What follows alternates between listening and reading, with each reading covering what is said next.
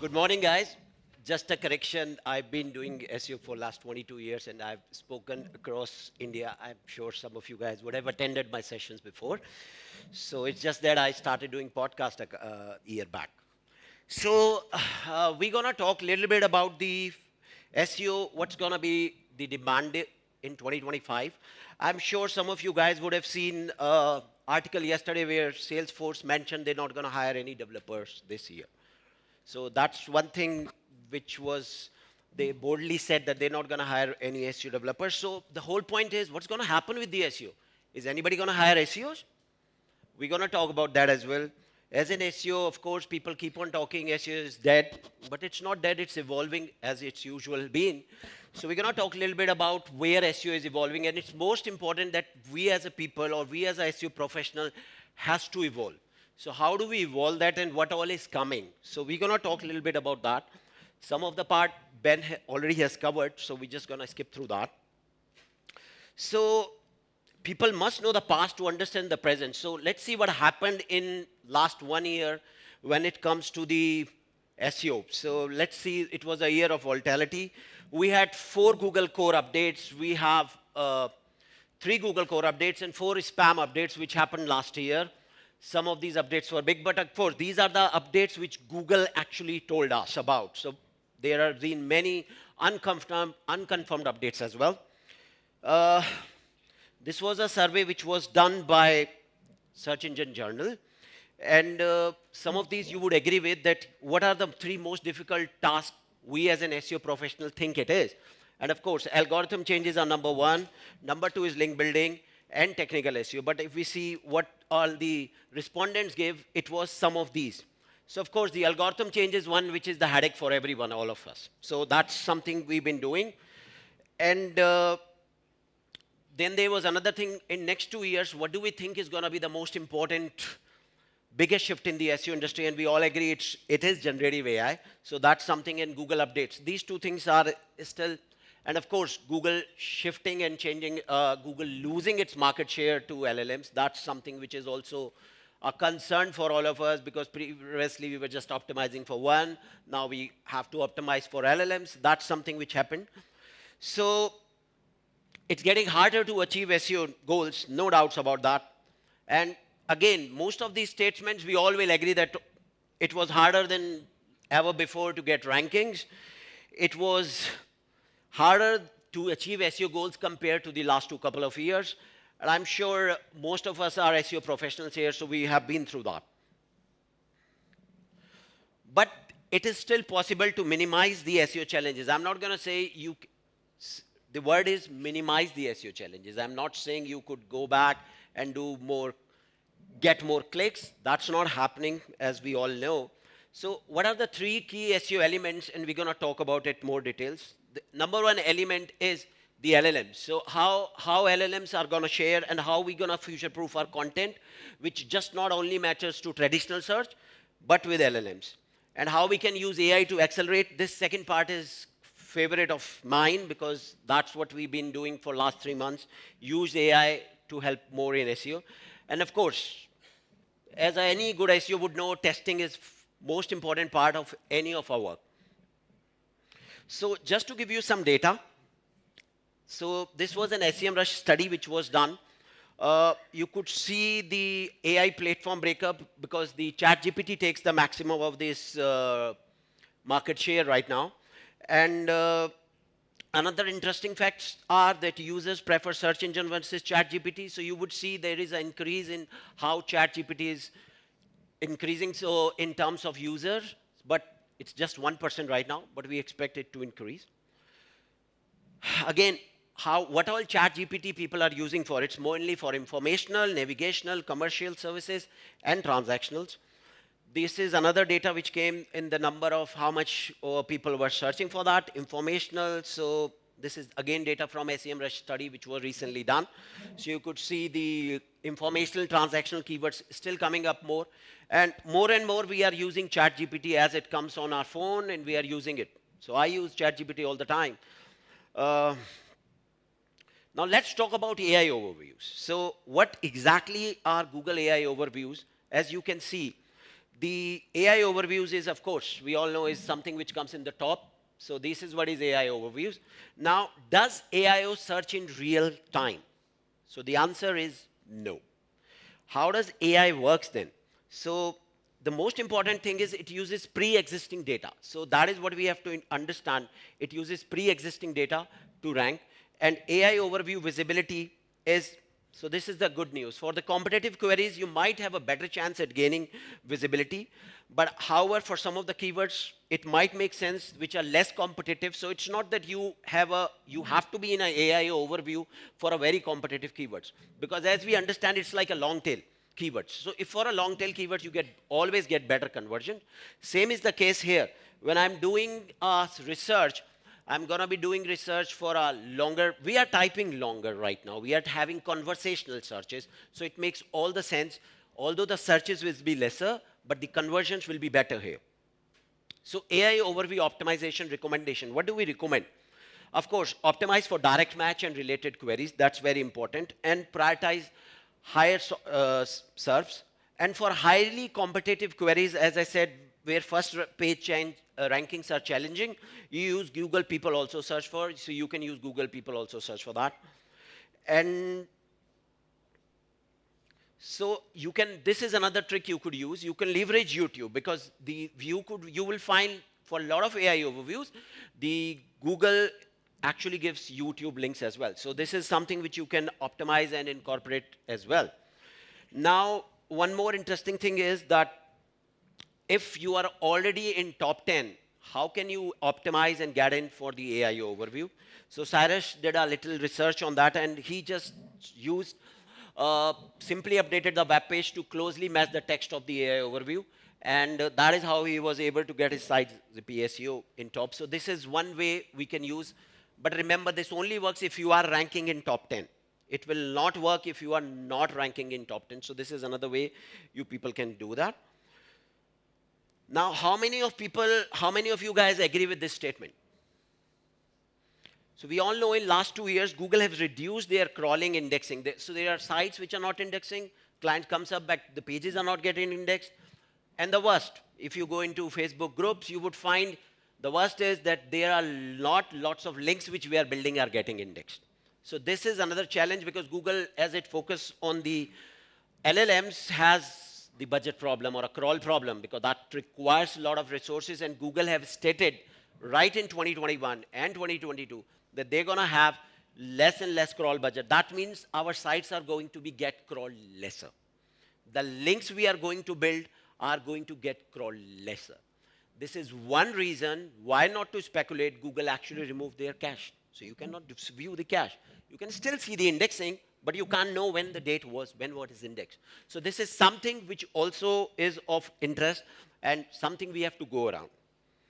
Of course, expect fewer organic CTR. I'm not going to touch more on this. Ben already spoke about it. This is where it comes to branded SEO. So this is a thing which is actually gaining popularity, and let's talk about the HCU. So the HCU update, which was more about this, was a study done by Moz, and the HCU update was more about brand as only, just not about the domain authority. So it was more about the branded searches. So what happened is that the site which has more brand authority got not less penalized or were awarded. Now the question comes, how do I do building brand authority? So these are some of the ways you can influence brand signals. I mean, there are ways I know people are doing it. So the first is you can increase brand signals with branded queries and direct traffic. For example, if you would have, so this makes important for us to run branded queries, to run branded pay-per-click for my website. With the branded PPC, you get a lot of, and you would see, and we have seen it for our clients, when you run a branded ads or when you are running a paid ads, you would see your organic search for your branded keywords going up. So that is one way to increase the signal. Then there is another way where you have user CTRs, user interaction with the brand's content. So this is another way you can do it. Creating content for a brand plus modifier keywords. So pricing, so you can have brand plus pricing, brand alternatives. This is something can be done. Educating search engine about your brand identity. So this is interesting. we all need to have is an established entity homepage. This is not website's homepage. This is the entity's homepage. So if you have an entity's homepage, and then you are linked, you need to build entity citations for that. So something like this is happening. I know, just a fun fact, a lot of people, what they are doing these days, I mean, I was on some of the forums, and to build brand identity, what they do is they post their jobs on Indeed.com, and they say, okay, before you apply for this job, you need to do a search for our brand, click on, see what is on top 3, go on the first click, and then come back and put it in your application. So this is another way which people are using to increase their brand searches. No, I'm not recommending that. I'm just mentioning that. So don't quote me for that. But that's how people are trying to get branded searches up. So this is another ways of doing it. But yes, the branded search are getting very, very important, because it's just how you want to get your brand noticed by Google. Again, EEAT is something. So with EEAT, it becomes important. This is just a AI which we run through it. So you could give all the data to the AI about your website, your target competitors, and you run it. So once you run this LLM, it gives you, it's very easy these days to run this, and then you can use this in Claude or any AI which you want. It gives you all the data like that. It will also give you all the data by again, the detailed action plans which you can use. So these are the plans which you could use. And of course, you can use AI to accelerate a cost-effective SEO execution. Now, this is one of my favorite parts, and I believe you guys should be focusing on this, because of one reason. So now, something we're going to talk about is the AI SEO agent. So last 3 months, my team has been working on the SEO AI agents, and we believe that's where the future is when it comes to working with the SEO. I'm going to share a little bit of this. So a difference between a traditional SEO and, of course, we all know that, just to reiterate that this is how, but the AI agent is something which is getting very, very important. So it's important that you understand how does AI SEO works. So of course, it has massive data sets. That's very, very important. Now, this is how we were doing it previously. And I'm just talking 3 months back. You could use numerous AI to generate content. You could generate title, meta descriptions, H1, FAQs. You could rewrite the content based on the description, categories, listing. And I'm saying you could, and for me, it is something I'm just showing because it was a past. This is another way. So we built this LLM where you could do this research, and what you could do is you just feed it a keyword. It's going to give you all the LSI keywords. It's going to give you all the content ideas, and that's what it's going to do. So just to give you an idea, it will conduct a keyword research for you. It's going to give you, for example, the keywords, related keywords. It's going to give you a long tail keywords. It's also going to give you a LSI keywords. And remember, I just pressed the button once. So that's what it is happening. It's going to give you NLP key terms. And it will give you semantically relevant, unique topics as well. So if I go to topic map creations, it will start giving me topic map. So it will give me pillar pages, subtopic, cluster pages, long tail ideas. All of this comes. And it's also going to give me an internal linking strategies. So this is something which we have built. You could do that. It's going to give me a topical map as well. And it's going to come with variation for the subtopics as well. So all this with one click of button. But now, here's things a little bit changes. I still have to go and monitor this. Now, this is another AI agent which we built. And that is what we spent last 3 months doing, SEO agents, because I believe that's where the world is. So this is an Airtable. So we just put a client and we just put a keyword in it. And then what happens? It goes, retrieves the top 5 results, and it actually talks the title. It actually, best part is, it actually gives you a Google Doc. Now, what would you wonder what exactly is in a Google Doc? So it gives me the analysis of the page. It gives me the semantic variations, LSI. So you see closely what we were running before. Now an agent is doing it. And I don't have to interfere. It gives me all these data. It's going to give me unique phrases and work and related. So all this data I can use and put it in a recursive RIG. So that is what we're going to do. And we're going to put it in an LLM, which is Claude. So what happens with this, because a lot of time people comes and what they talk and ask me, is your AI content ranking? Because the challenge with the content which you generate with AI, and if you have to scale, is it doesn't rank. It would rank for some days, but then it won't. So how do you do that? So when you do personalization, so what we all started using ChatGPT was for just generating content. Now, the content was not unique. That was the problem, because if I'm generating a content, I'm not giving LLM actually personal data, my brand, and everything. Now here, you can actually store that data, and all this data comes with the personalization. You could do that. So this was AI agent. Now, just to give you an idea how this AI agent, this is built on N8N, which is another tool we could use. So we've used webhook, we use EXA, it scraps the API. We put all the information and we feed it to the chat GPT. Then we format product terms, semantic. Then we again run it through. So what I showed you in the previous screen, this is what happens once ahead. So this is the agent running here, which is doing everything for me. And it puts every research into the Airtable. So I don't have to do anything. This AI agent flow you could use.